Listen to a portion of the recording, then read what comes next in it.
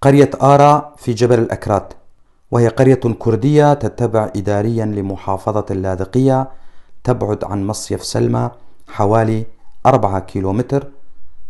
عدد سكانها بحدود 700 شخص، كل سكانها كرد لكنهم لا يتكلمون الكردية للأسف. يعمل سكانها بالزراعة وتربية الحيوانات، وأجمل ما في هذه القرية هو إطلالتها على الوادي الأزرق. هذه المعلومات وصلتني من أحد أبناء جبل الأكراد، وأنا ألقيها بصوتي.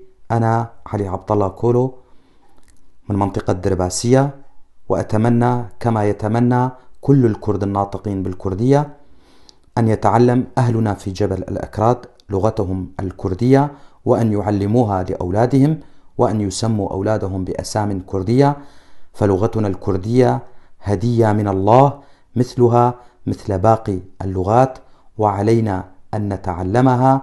دمتم أهلنا في جبل الأكراد.